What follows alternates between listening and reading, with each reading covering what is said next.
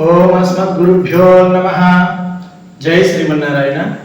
మనం ప్రతిరోజు ఈ పని చేయాలి, ఇదిగో ఈ కార్యక్రమాన్ని వాళ్ళు పూర్తి చేయాలి అంటూ కొన్ని అనుకుంటూ ఉంటాం. ఈ అనుకోవడాలే మనం సంకల్పము అని అంటాం అన్నమాట. మన మనస్సులో కలిగేటువంటి భావాలు ఇది చేయాలి అని అనుకోవడమే సంకల్పము.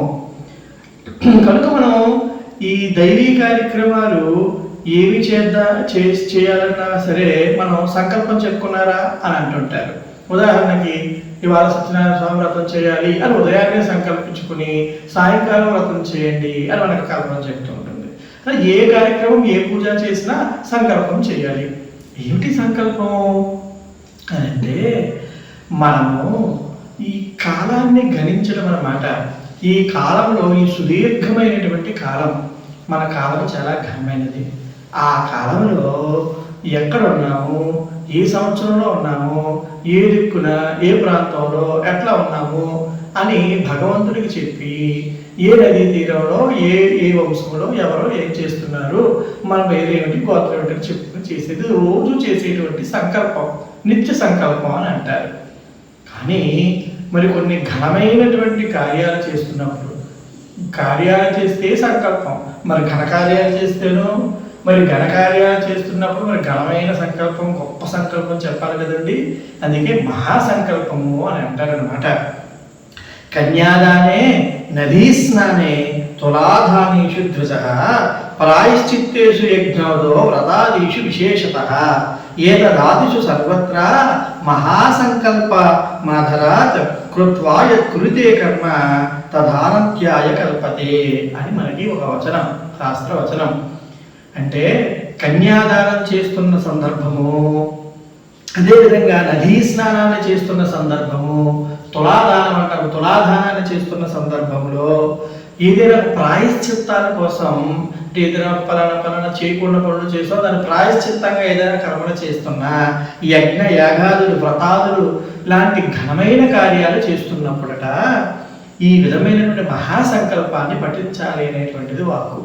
ఆ మహాసంకల్పాన్ని పఠించడం ద్వారా ఆ ఏదైతే తలపెట్టినటువంటి కార్యం ఫలిస్తుంది, సఫలీకృతమవుతుంది, మంచి ఫలితాన్ని, ఉత్కృష్టమైన ఫలితాన్ని ఇస్తుంది అని చెప్పడమే ఈ మహాసంకల్పాన్ని చెప్పుకోవడంలో పరమార్థం. అంటే సామాన్యమైన కార్యాల్లో సంకల్పం చెప్పుకొని చేస్తాం లఘుగా, కానీ మహాసంకల్పానికి వచ్చేటప్పటికి మాత్రము అక్కడ చిన్నగా చెప్పేది విస్తృతంగా ఇక్కడ మనం చర్చ చేస్తాం.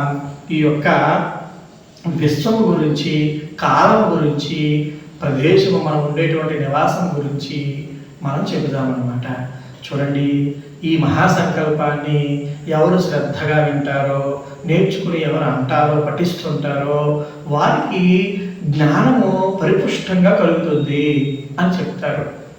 ఎందుకంటే గమనిస్తే ఈ మహాసంకల్పాన్ని ఎవరైనా సరే ఒకసారి తీసుకుని చూడండి, ఎంత విజ్ఞానం ఉందో. ఈ రోజున మనం అంతా కూడా టెలిస్కోపులు కనిపెట్టి, అదేవిధంగా రాకెట్లు లాంటివి వీటిల్లో కనిపెట్టి శాస్త్రవేత్తలు అనేక యంత్రాల ద్వారా ఈ యొక్క విశ్వం గురించి మనకి అనేకమైనటువంటి అద్భుత రహస్యాలు చెబుతున్నారు. ఇవన్నీ కూడా మరి విదేశీయులందరికీ కూడా చాలా అద్భుతంగా గొప్పగా అనిపిస్తాయి. కానీ మన భారతీయులకి అది పెద్ద విషయం ఏమీ కాదు. అదేంటంటే అలా అంటారా? ఇప్పుడు భారతీయులందరూ కూడా కాస్త విషయ పరిజ్ఞానం మర్చిపోయి విష పరిజ్ఞానమే పెంచుకుంటున్నారు కనుక వీరికి కూడా గొప్పగా అద్భుతంగా ఉండొచ్చు, ఎవరైనా శాస్త్రవేత్తలు చెప్తున్న మాటలు. కానీ కాస్త మన శాస్త్రాల మీద అవగాహన ఉన్నటువంటి ఏ వ్యక్తికి కూడా ఇప్పుడు శాస్త్రవేత్తలు కనిపెడుతున్న కొత్త అంశాలు పెద్దగా ఏమీ ఆశ్చర్యం కలిగించదు. కారణం ఏమిటి అంటే ఏ టెలిస్కోపులు లేనటువంటి కాలంలోనే మన మహర్షులు, మన ఋషీశ్వరులు దివ్య జ్ఞానంతో ఈ యొక్క విశ్వానికి సంబంధించిన అనేక రహస్యాలు మనకి నిక్షిప్తం చేశారు గ్రంథాల్లో. అలా కొంత జ్ఞానాన్ని ఈ మహాసంకల్పంలో కూడా పఠించుతున్నప్పుడు మనకు అర్థమవుతుంది. గమనించండి, మహాసంకల్పం చెప్తున్నప్పుడు ఎంత విస్తృతంగా ఈ కాలాన్ని కానీ, లోకాన్ని కానీ, మనం ఉండేటువంటి ప్రాంతాన్ని కానీ నిశితంగా పరిశీలించారు. ఏ యంత్రాలు ఉన్నాయండి వారికి? ఏమాత్రం ఆ రోజున వారు ఎన్ని ప్రయాణం చేసి ఒక మనిషి తిరిగేటువంటిదైనా వారు చెప్పగలిగారు. వారు ఆనాడు చెప్పినటువంటి ఆ రహస్యము ఈనాడు నిజమే అని కొంతవరకు శాస్త్రవేత్తలు చెప్తున్నారు. ఇంకా శాస్త్రవేత్తలకు తెలియదు కాబట్టి ఋషులు చెప్పిన మిగిలినవన్నీ అబద్ధాలు అని మనం అనుకోవడానికి లేదన్నమాట.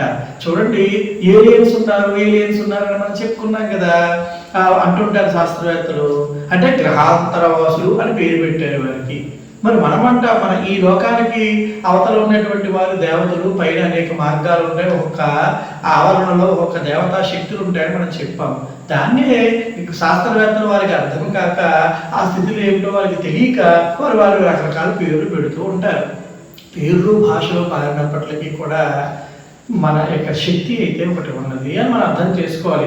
ఈ మహాసంకల్పం యొక్క విషయంలో మనం గమనిస్తే ఎలా చెప్తారు అంటే, చూడండి, మనం ఈ కాలాన్ని బ్రహ్మగారి యొక్క వయస్సుతో కొలుస్తాము. బ్రహ్మదేవుడు అంటాం కదా, ఆ బ్రహ్మదేవుడికి 100 సంవత్సరాలు ఆయుష్ ఉంటుందట. ఆయన 100 సంవత్సరాల ఆయుష్ అంటే, ఆయనకి 100 సంవత్సరాల ఆయుష్ అంటే మనకి కొన్ని కోట్ల సంవత్సరాలు గడిచిపోతాయి. అది మనం గుర్తుపెట్టుకోవాలి. ఈ మహాసంకల్పం ప్రారంభంలో కథానంద వీర్యస్య అన్నట్టు ఈ సృష్టి ప్రారంభం మొదటిలో అతల వితల సుతల తలాతల అంటూ ఈ యొక్క లోకాలు మన భూమండలానికి కింద ఉన్నటువంటి 7 లోకాలు, భూలోక, భోర్లోక, సువర్లోక, జనోలోక అని అంటూ ఈ భూమండలానికి పై ఉన్నటువంటి ఒక 7 లోకాలట. ఇటువంటివన్నింటినీ కలిపి ఒక బ్రహ్మాండము అని అంటారనమాట. అంటే ఈ బ్రహ్మాండం అంటే ఇప్పుడు మన భాషలో సైంటిస్టులు ఏమంటారు, దీన్ని ఒక గెలాక్సీ అని చెప్తారనమాట. ఇటువంటి గెలాక్సీలు అనేకం ఉన్నాయి. అటువంటి ప్రతి గెలాక్సీలోనూ వేరు వేరు సౌర మండలము ఉంటుంది, సౌర కుటుంబం ఉంటుంది, సూర్యుడు ఉంటాడు, చంద్రుడు ఉంటాడు, ఇట్లా చెప్తారు కదా. అట్లాగే మన గ్రంథాల్లో కూడా ఉన్నాయి. మనం తెలుసుకోలేక ఎవరో ఏదో చెప్పారు, వారు గొప్పవారు కాబోలని అనుకుంటున్నాం. మన శాస్త్రం మనం చూడండి, మనం అందరం ఏమంటాం, అఖిలాండ కోటి బ్రహ్మాండ నాయక గోవింద అని అంటుంటాం. తిరుపతి వెళ్ళిన తర్వాత అనంత కోటి బ్రహ్మాండ నాయక అంటుంటామా లేదా? అంటే ఏంటి? బ్రహ్మాండము అంటే విశ్వము, ఇందాక చెప్పిన 7 లోకాలన్నీ కలిపినటువంటిది. సౌర కుటుంబము, గ్రహములు, నక్షత్రములు, అనేకమైనటువంటి ఇంకా ఉండేటువంటి చిన్న చిన్న శిలా శకలాలు, రకరకాలు ఉన్నాయి. ఇవన్నీ వివరిస్తూ ఉంటారు. ఇవన్నీ కలిపి ఒక బ్రహ్మాండం అంట. అటువంటి బ్రహ్మాండాలు అనంత కోటి బ్రహ్మాండాలు ఉన్నాయి. వాటన్నిటికీ నాయకుడు నీవే ఓ గోవిందా అంటున్నాం. అంటే ఒక మామూలు ఏవి చదువుకొని ఒక లేవని అంటాం కదా, ఆ సామాన్యుడు కూడా శాస్త్రవేత్తలాగా అనంత కోటి బ్రహ్మాండ నాయక అని పూర్వకాలం నుండి చెబుతుంటే, ఈనాడు శాస్త్రవేత్తలు మన లాంటి గెలాక్సీలు చాలా ఉన్నాయి అని చెప్పగానే మనం అమ్మో అవునా అని అనుకుంటూ ఉన్నాం. మన గెలాక్సీకి మిల్కీ వే అని పేరు పెట్టారు. మన వాళ్ళు పాలకొంత అని ఏనాడు దీన్ని పిలిచారు. చూడండి, పేర్లు ఇట్లా మారుతూ ఉంటాయి. అంతే. ఇలాగా ఈ మహాసంకల్పం గురించి చెప్పుకుంటే అనేకమైన రహస్యాలు. అటువంటి ఈ బ్రహ్మాండంలో ప్రస్తుతం ఈ బ్రహ్మాండాన్ని పరిపాలిస్తున్నటువంటి బ్రహ్మగారికి 100 సంవత్సరాలు అన్నాం కదా. అంటే చూడండి, కాలం పైకి వెళ్ళే కొద్ది కూడా మారిపోతూ ఉంటుంది. మనకి వారికి ఉండేటువంటి నిడివి మారిపోతుంది. అంటే చంద్రుడి రోజు ఉండేటువంటి ఒక రోజు, మన యొక్క రోజు చాలా డిఫరెంట్గా ఉంటుంది. మనకు కొన్ని రోజులు సుమారుగా 14 రోజులు గడిచిపోతే చంద్రుడి యందు ఒక పూట. అట్లా ఇంకా పైకి వెళ్తే అలా అలా అలా బ్రహ్మగారికి మనకి పోలిక పెట్టుకుంటే మనకి కోట్లాది సంవత్సరాలు గడిచిపోతాయి. ఆయనకు ఒక సంవత్సరం గడవాలంటే అది ఇంకా సవివరంగా ఇంకా శాస్త్రాల్లో చాలా బాగా చెబుతారు. ఇప్పుడు ప్రస్తుతం ఈ మహాసంకల్పంలో మనం ఏం చెప్పుకుంటామని అంటే, ఈ బ్రహ్మగారి యొక్క వయస్సు 100 సంవత్సరాలు కదా. ప్రస్తుతం పరిపాలిస్తున్న బ్రహ్మగారి యొక్క వయస్సు, ఆ బ్రహ్మగారి యొక్క ద్వితీయ పరార్థే అని అంటాం. అంటే 2వ 50లో ఉన్నాం. మొదటి 50 సంవత్సరాల వయసు అయిపోయిందట. 51వ సంవత్సరంలో మనం ఉన్నాం. ఆ 51వ సంవత్సరంలో మనము మొదటి నెలలో ఉన్నామట. ఆ మొదటి నెలలో మొదటి పక్షంలో మనం ఉన్నామట. ఆ మొదటి పక్షంలో మొదటి దినములో మనం ఉన్నామట. ఆ మొదటి దినములో మనము మొట్టమొదటి ప్రాణాయామ కాలము అని అంటారు అనమాట. అంటే బ్రహ్మగారు ప్రాణవాయువుని విడుస్తూ మనం ఊపిరి పీడిస్తుంటాం కదా, ఆ మొట్టమొదటి సమయంలో ఉన్నామట. అంటే త్రయోదశ ఘటికా అని అంటారు అనమాట. అంటే 13 గడియలు గడిచాయి. ఎట్లా చెప్తున్నారంటే చూడండి, త్రయోదశి ఘటిగా ద్విచత్వారింశద్విఘటిగా ద్విఘటికాయ. అంటే ఆ రోజు మొదటి నుంచి, ఆ రోజు బ్రహ్మగారి యొక్క మొదటి రోజులో 51వ సంవత్సరము, ఈ మొదటి నెల, మొదటి పక్షము, మొదటి మాసము, ఆ మొదటి నెల మొదటి రోజున ఆ మొట్టమొదటి పగటి భాగంలో, మొదటి భాగంలో 13 గడియలు గడిచి దాని మీద 40 విఘడియలు గడిచిన తర్వాత అటుపై ఇంకొక విఘడి ఎంతో ఉన్నామట. అటువంటి కాలం అంటే చూడండి, చాలా మంది ఇతర మతస్థులందరూ కూడా ఈ సృష్టి ఒక 6000 సంవత్సరాల కిందట మా దేవుడు పుట్టించడం అని చెప్తూ ఉంటారు. కానీ ఇక్కడ మన శాస్త్రం ఏం చెప్తుంది? ఇంతకాలం చెప్తుంది. అంటే మనకి కల్పం అనేది ఉన్నది. ఈ కల్పము అంటే ఎలా చెప్పొచ్చు అంటే, ఒక కల్పము సుమారుగా 1000 మహాయుగాలు అంటారు. 1000 మహాయుగాలు అంటే ఒక మహాయుగానికి 43,20,000 సంవత్సరాలు ఉంటాయి. ఈ మహాయుగం లోపల కలియుగము, ద్వాపరయుగము, త్రేతాయుగము, కృతాయుగము అంటూ ఉంటాయి. ఒక్క యుగానికి కలియుగం 4,32,000 సంవత్సరాలు, ద్వాపరయుగం 8,44,000 సంవత్సరాలు, దాని ముందు ఉన్నటువంటి త్రేతాయుగం అనేది 12,96,000 సంవత్సరాలు, అంతకన్నా ముందు కృతయుగం 17,28,000 సంవత్సరాలు. ఇవన్నీ కలిపి 43,020 సంవత్సరాలు అయితే దీనిని ఒక కల్పము అని మనం అంటాం. ఇటువంటి క్షమించాలి, మహాయుగము అని అంటారు. ఇటువంటి మహాయుగాలు గనక మనకి 1000 గడిచిపోతే ఒక కల్పము. అటువంటి కల్పాలు 2 గడిస్తే బ్రహ్మగారికి ఒక రోజు.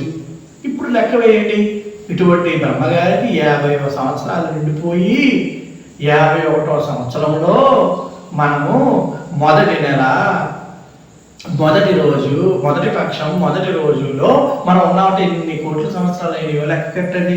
అంత చరిత్ర మనకు ఉన్నది. ఇది గ్రహించాలి. ఇందులో ప్రస్తుతం బ్రహ్మగారు అట్లా ఊపిరి తీస్తున్న, మొట్టమొదటి శ్వాస తీస్తున్నటువంటి ఆ సందర్భంలో మళ్ళీ ఈ మధ్యలో మనకి కాలాన్ని కల్పాలని అన్నాం కదా, ఆ మళ్ళీ కల్పం ప్రారంభమవుతుంది కదా. ఆ కల్పాలలో మనకి శ్వేతవరాహ కల్పము అనే కల్పంలో మనం ఉన్నాం. మొత్తం 9 కల్పాల్లో మనం శ్వేతవరాహ కల్పము అని ఉన్నాం. ఆ కల్పాల మధ్యలో మళ్ళీ మన్వంతరుల పాలనలు వస్తాయి. 14 మనువులు పాలన వస్తుంది. ఆ 14 మనువుల్లో 7వ మనువైనటువంటి వైవస్వత మనువు యొక్క పాలనలో మనం ఉన్నామన్నమాట. ఈ యొక్క వైవస్వత మనువు పాలనలో మళ్ళా ఈ యొక్క త్రేతాయుగం గడిచిపోయి ఇట్లా మహాయుగాలు గడిచిపోతూ ఉంటాయి. అందులో ప్రస్తుతం మనం 28వ మహాయుగంలో ఉన్నామట. 28వ మహాయుగంలో కృతయుగం గడిచిపోయింది, త్రేతాయుగం గడిచిపోయింది, ద్వాపర యుగం గడిచిపోయింది. దీన్నే నా వాళ్ళు చాలా చక్కగా 48,000 సప్తదశలక్షాయుత కృతయుగే యాతే సన్నవతి సహస్రాన్విత 12,00,000 త్రేతాయుగే యాతే 64,000 8,00,000 సంహితే ద్వాపరయుగే చేయాతే అని మనం ఈ సంకల్పంలో మంత్రంలో చెబుతూ, ఇటువంటి ఈ ప్రస్తుత కలియుగం ఎంత ఇది అంటే 4,32,000 సంవత్సరాలు ఉన్నటువంటి కలియుగంలో ఉన్నాము. అందులో మనకి విశేషమైనటువంటి ఎక్కడున్నాం మేము అంటే చెబుతారు 50 కోట్ల యోజనాల విస్తీర్ణం కలిగినటువంటి భూమండలం అట మనం ప్రస్తుతం ఉన్నటువంటిది. అందులో 1,00,000 యోజన విస్తీర్ణం కలిగినటువంటి జంబూద్వీపంలో మనం ఉన్నాం. అటువంటి ఆ జంబూద్వీపంలో భరతఖండములో అంగవంగ కళింగ కాశ్మీర కాంబోజములంటూ అనేక వివిధ దేశ భాష భూమిపాలే పాలితే అని అంటారనమాట. అంటే ఈ ప్రపంచంలో ఉండేటువంటి అన్ని దేశాలని ఇక్కడ వివరిస్తారు. ఈ జంబూద్వీపంలో ఉన్నటువంటి అన్నిటిని వివరించి అందులో ఇప్పుడు మనం రకరకాల దేశాలుగా విడిపోయాం కదా. ఈ దేశాలలో ప్రస్తుతం మనం ఎక్కడ ఉన్నాము అంటే మేరు పర్వతానికి పలానా నదులు ఉన్నాయి, ఆ నదుల దగ్గర దివ్యక్షేత్రాలు ఉన్నాయి, ఆ దివ్యక్షేత్రాలకి దగ్గరలో అంటూ పలానా ఈ నదుల్లో గోదావరి తీరంలోనో, కృష్ణ తీరంలోనో, గంగా తీరమో, కావేరీ తీరమో మనం ఏ నదీ తీరంలో ఉంటే ఆ నదీ తీరంలో ఉన్నట్లుగా చెప్పుకుని అక్కడ క్షేత్రపాలకుల గురించి చెబుతూ మేరు పర్వతానికి ఆ ఉత్తరాన మా దక్షిణాన చెప్పుకుంటూ ఇలాగా భూమండలం పైన ఉన్నటువంటి ఏ మూలం ఉన్నాము, ఎక్కడ ఉన్నాము, ఏ నదీ తీరంలో ఉన్నాము అని చెప్పుకుని ప్రస్తుతం సంవత్సరము ఏమిటి అంటే మనకి 60 సంవత్సరాలు ఉన్నాయి కదా తెలుగు సంవత్సరాలు. ఆ 60 సంవత్సరాల్లో ఏ సంవత్సరంలో ఉన్నాము, ఏ ఆయనము దక్షిణాయనమా ఉత్తరాయనమా, అదేవిధంగా ఏ నెలలో ఉన్నాము, ఏ పక్షంలో ఉన్నాము, తిథి ఏమిటి, నక్షత్రం ఏమిటి, వారం ఏమిటి అని చెప్పుకుంటాము.